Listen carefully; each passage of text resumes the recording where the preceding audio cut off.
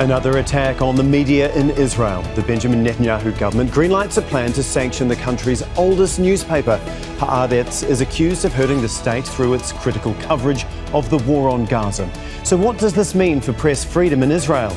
This is Inside Story.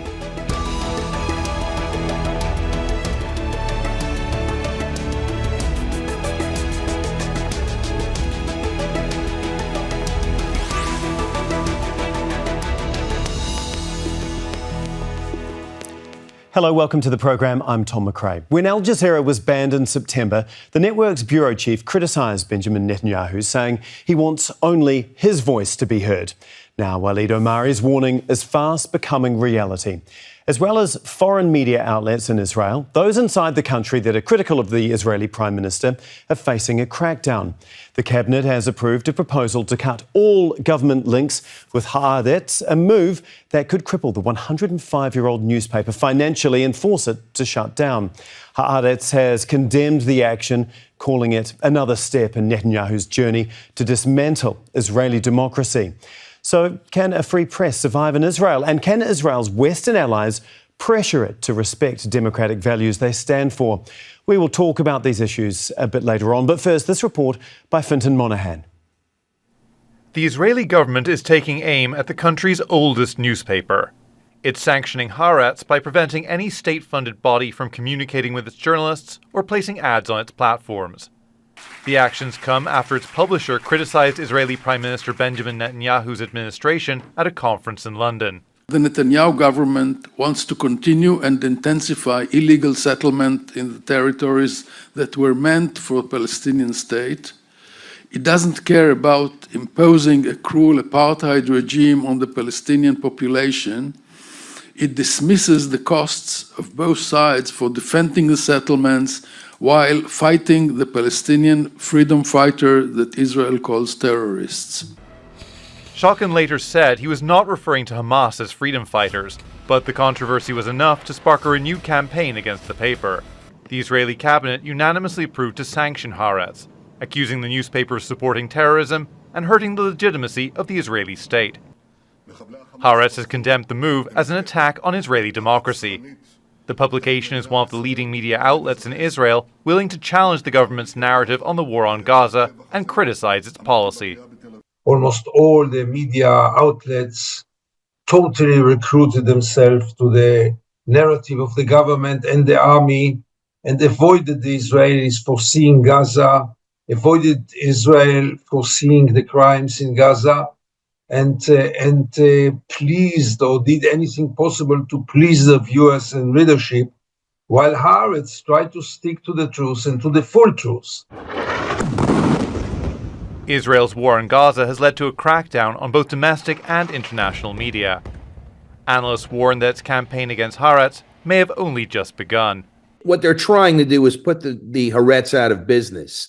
Now, if they're unsuccessful, they're likely to consider other measures as the criticism goes on, because what they're really trying to do is shoot the messenger. Israel's war on Gaza has killed more than 40,000 Palestinians, sparking condemnation from around the world. The government's response has been to attempt to control the narrative and silence dissenting voices, policies that may lead to the truth in Israel becoming another casualty of war. Fintan Monahan, Al Jazeera for Inside Story.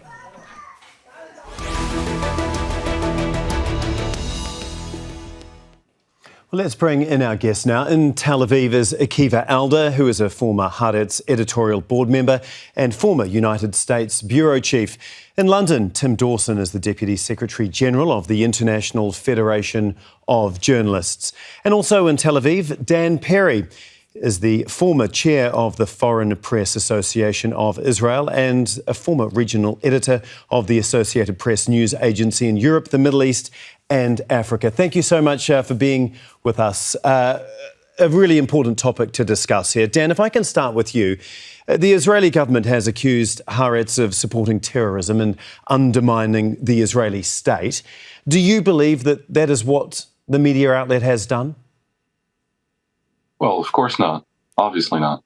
Haaretz simply is the most clear voice of journalistic opposition to the government of Netanyahu. And it is about more than just the particular conduct of the war in Gaza, the essence of which, by the way, the Haaretz editorial team mostly supports. The particularities are something else. Haaretz has been critical of everything about the Netanyahu coalition, including the year or so that they were trying to essentially Putinize the country before the war even began, a time during which the security chiefs of Israel had warned Netanyahu that the schism they were creating would invite attack and bring about the war, and they were, of course, ignored. Haaretz is simply an opposition newspaper, and the government of Netanyahu is akin to their illiberal equivalents in places like Hungary, in a worst case, even Turkey. Not entirely unlike, the Russia regime under Putin 20 years ago when they were merely authoritarian and not yet fully dictatorial. As such, they try to portray the critical media as somehow enemies of the people, enemies of the state. They're going to try to fight it. And when a person like Amos Schocken goes a bit too far and says things and uses vocabulary that I'm sure he now regrets, they pretend to be shocked, but in fact they're happy because it helps them to delegitimize critical voices in the press. Akiva, as Dan outlined there, Haaretz has been long critical of this coalition government. But can you explain why the statement in particular about the Palestinian freedom fighters, why that provoked these government sanctions? Actually, it's just a pretext. This project to destroy Haaretz, as well as the rest of the free media, including television who are mainstream channels like Channel 13 that is once in a while criticizing the government. What Netanyahu has in mind is to shut down every critical voice and portray it, as Perry mentioned, as the enemy of Israel. If you disagree, not just with the government, with Netanyahu, the persona, and with his policy, you are not legitimate. And the line that was criticized of Amos Schocken, which he regretted, and he explained that he didn't mean the Hamas when he was talking about freedom fighters. He was referring to Abu Mazen and to the Palestinian Authority. But keep in mind that the idea to close down Haaretz by stopping to advertise and to sign, for government workers, the prescription for Haaretz, this was lying in the drawer for more than a year. The Minister of Communication, who now initiated this project, this campaign against Haaretz, was on record talking about an embargo campaign to close down Haaretz, and actually Amos Schocken unfortunately played right into his hands. Okay, Tim, can you just explain to us what the sanctions are actually going to mean for Haaretz? How will this affect them both editorially and financially, do you think? Well, I can only base my understanding on what I've read, but most legacy media rely quite heavily on advertising and other support that comes from governments, and taking that away will remove a significant plank of the economic model on which they're based, being demonized also by the state, whose populace you seek to serve, is a serious means of undermining a newspaper. I mean, clearly, it's a newspaper that has plenty of enemies within Israel, but from my perspective, criticism of a government, criticism of politicians is something that makes democracy stronger and makes democracy work. We don't all agree. We have different perspectives. We have different outlooks. And it is far better for society that those are aired in a free and fair way. So, I mean, to be honest, this slide into trying to control extraordinarily tightly the media is a really dangerous one for Israel, and one that actually weakens Israel, in my view. And I think those people who are sucked into being cheerleaders for Netanyahu should really think hard about what they're supporting and the damage that this will do to Israeli society, actually at a time when it needs to be as strong as possible, and allowing divergent voices, particularly in a country where there are so many divergent opinions, I think is really important. And allowing those to flow free is what makes society work, rather than making it a narrow and actually rather more fragile body. Yeah, Dan, do you think that this move, these sanctions, weakens Israel, like Tim was saying there? Haaretz has denounced the action, saying it's an attack on democracy. Many others have said the same. Is that how you see it? Oh, absolutely. But it's no surprise. As I said before, this particular government is the spiritual kin of other governments across the world that are democratically elected, but believe in a version of democracy that is purely about essentially dictatorship of the majority. They are no fans of the trappings of liberal democracy that include many, many things, including the right of the minority, the right of the political minority to speak its mind. Now, they're not going to ban Haaretz. They're trying to do it damage, and also they're trying to sort of circle the wagons of their own constituents and sort of project to them that they're doing something that is part and parcel of the cultural war, essentially, far, far broader than the issue of the Palestinians. And look, I mean, the noises they're making about the enemies of the state, I mean, this is stuff that you hear also from the Trumpist crowd in the U.S. This is a movement of the populist right around the world, and the Netanyahu government is one of the leading lights of that movement. Will it really harm Haaretz?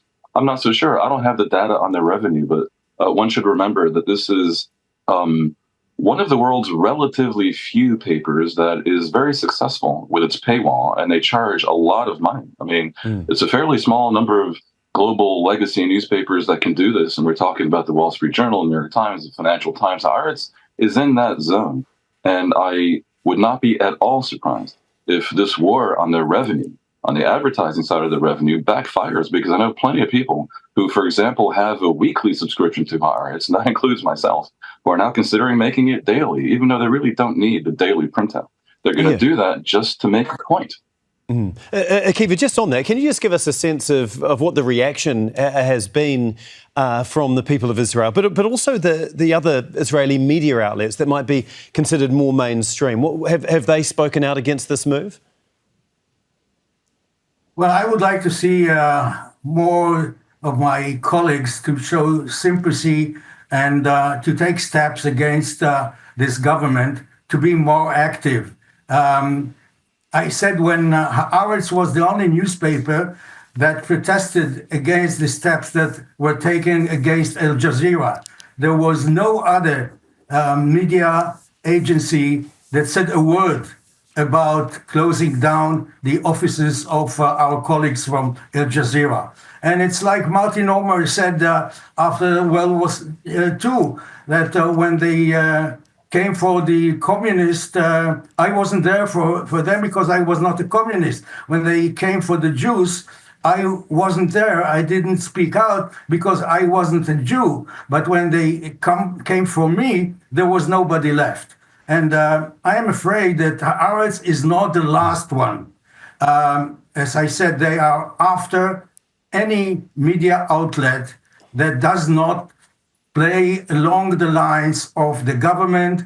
That, I wrote an article in Haaretz, and I don't see any other media outlet in Israel that would let me do this, that I called to disinvite Israel from the Olympic Games. Haaretz published 2 weeks ago and a column by a settler that called to fire the publisher, Amos Schocken.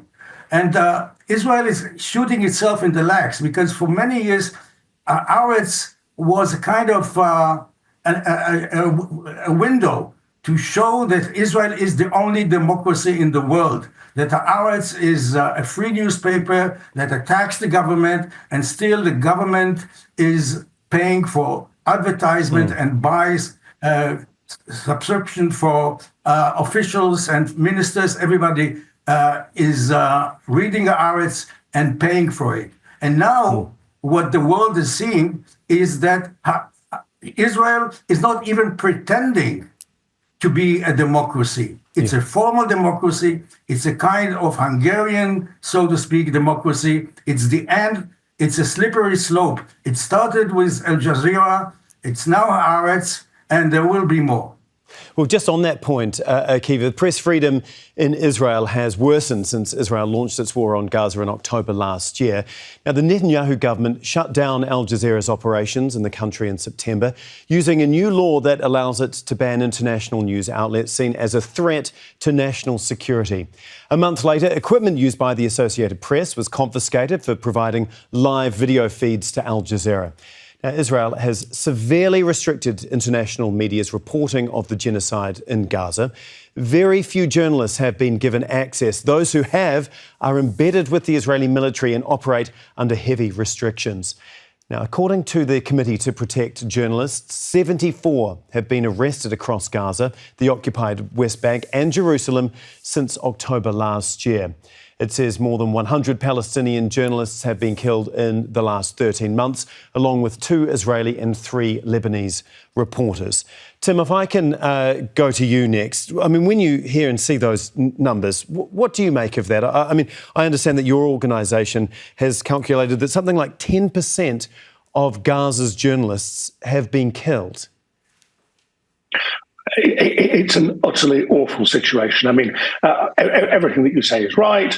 The locking out of the international media, the harassment of news platforms such as Al Jazeera and those who have provided coverage for it. But the most awful, the most dreadful aspect of this is the extraordinary body count among Gaza's journalists. There were something like 1,000 at work at the outset of this conflict, and numbers vary, but well over 100 have lost their lives. That's a mortality rate, much, much higher than the general population, 3 times higher than medical professionals, more than double the kind of mortality rate you would expect of combat troops in the most challenging military circumstances. Now, we don't have all the facts about why the death toll has been so high, but the anecdotal evidence that it's been based on deliberate targeting is very strong indeed.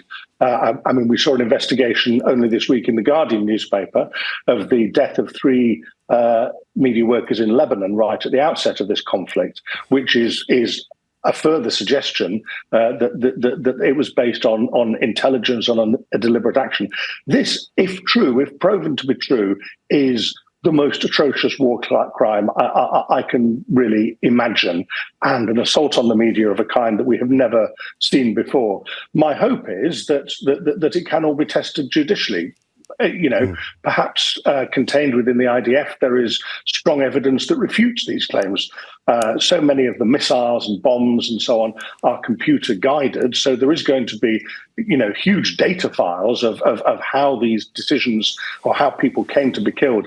I hope against hope, for everybody's sake, that a proper investigation can take place and that the world can really get to the bottom of what has happened here. But it does create a picture of an assault on media freedom and an assault on the world's ability to know what's going on that is really without precedent. And I suppose one has to pay tribute to the journalists in Gaza who've continued working despite this assault and despite having lost so many of their friends and colleagues.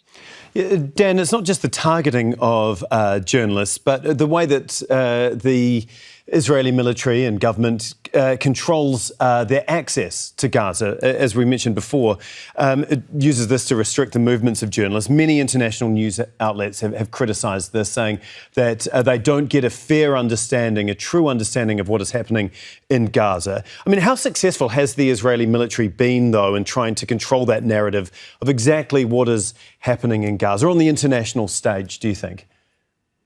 Well, not very successful at all, because it tends to backfire, leaving the door wide open for merely the perspective of people in Gaza. Many of them may actually be propagandists.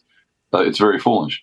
The Foreign Press Association in Israel has actually appealed, and I've discussed this on other media on numerous occasions. They've appealed this basically near blanket ban on foreign journalists being allowed into Gaza. It's complex because, of course, the security argument is not spurious. It's incredibly dangerous, and the last thing they want is even more people killed because they were allowed into a war zone.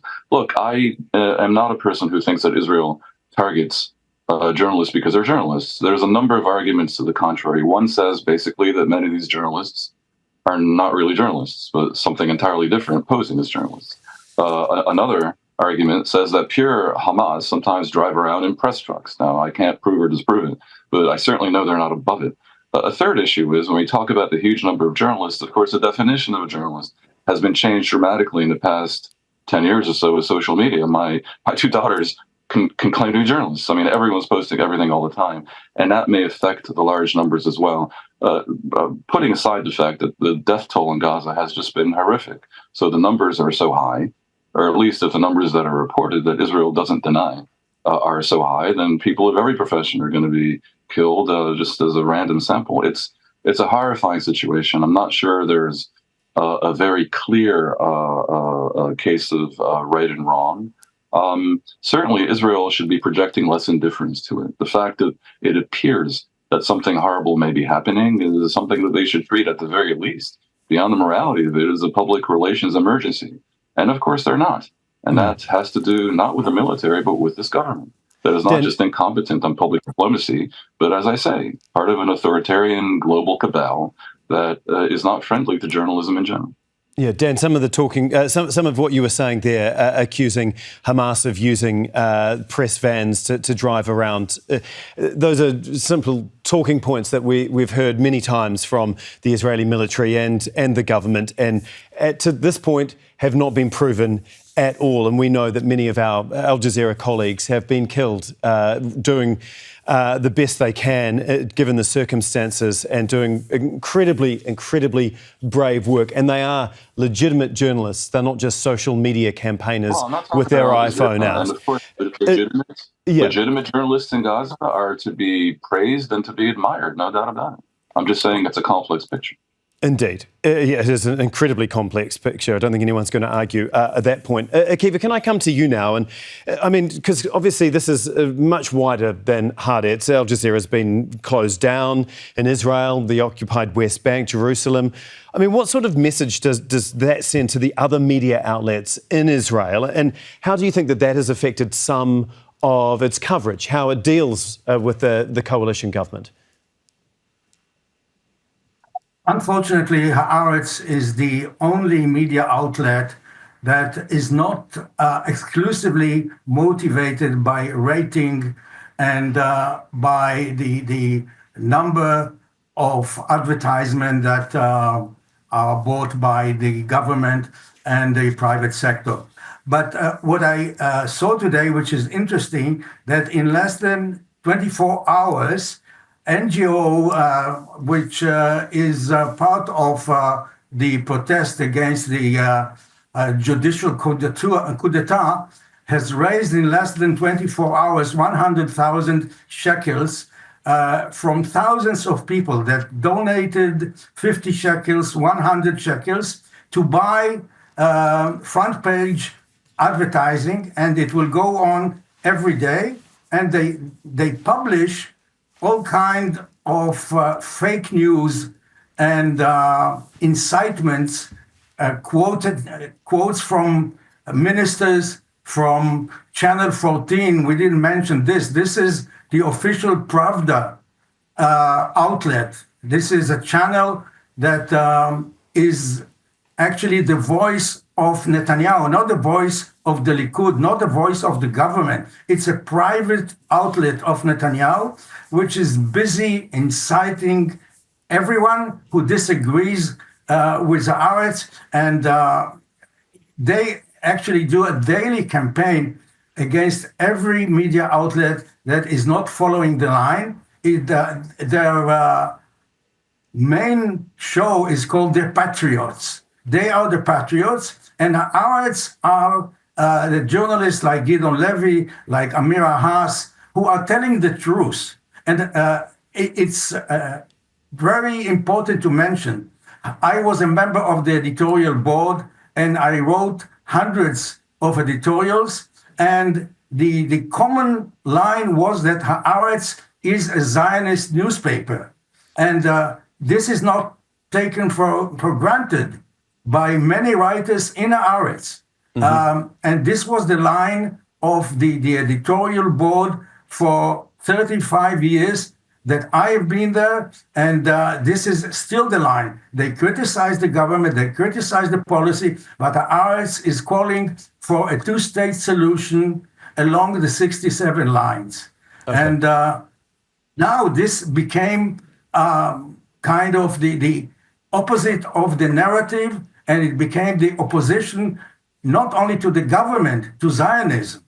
Because once you have Ben-Gvir and Smotrich sitting in the cabinet and deciding to close down Haaretz, I think that this is something that if you would have told me this 10 years ago, I would ask you what kind of drugs you're taking. We keep talking about, guys, we keep talking about closing down Haaretz. That is not what's currently happening. They're trying to harm Haaretz, and they're doing it in a way that is, I believe, illegitimate, in a way that confuses the state with the government. Companies that are funded by the state are not owned by the government, and they're crossing that line. Interestingly, perhaps the most the media organ in Israel that is most credited with being a little bit like Haaretz on the broadcast side is Channel 11, which is the state broadcaster, a little bit analogous to BBC. So it is no surprise that the same communication minister, Harry, mentioned earlier in this program, is also targeting the state broadcaster, looking for ways to privatize them, and maybe down the road, if no buyer is found, no billionaire friend of Netanyahu buyer is found, maybe to shut them down. It's not quite as ham-fisted as Erdogan would do it, shutting them down tomorrow. But they're certainly at war with critical media. Okay, Tim, I just want to finish with a question that we asked at the very beginning. How can a free press survive in Israel? I think the evidence of journalists throughout the region is that they are very determined, dedicated workers who commit themselves. I mean, it's not a particularly well-paid profession. It's quite a dangerous one. Journalists themselves commit to trying their very hardest to get the truth out. And I have faith that journalists will continue to find ways to do that. I hope against hope that Haaretz is not closed down. But even if it were, I feel certain that people with the skills of journalists and a critical frame of mind would continue to find ways to get news out, and to hope that a point will come where Israel is able to, the Israeli government is able to embrace a free, liberal, diverse media that reflects all the many opinions in that country. Indeed. Okay, we'll have to leave it there, but we really do appreciate your insight. Akiva, Tim and Dan, thanks very much for joining us here on Inside Story. And thank you too for watching. You can see the program again anytime by visiting our website, that's aljazeera.com. And for further discussion, go to our Facebook page. That's facebook.com/AJ Inside Story. You can also join the conversation on X and Instagram. Our handle is @AJ Inside Story. For me, Tom McRae, and the whole team here, bye for now.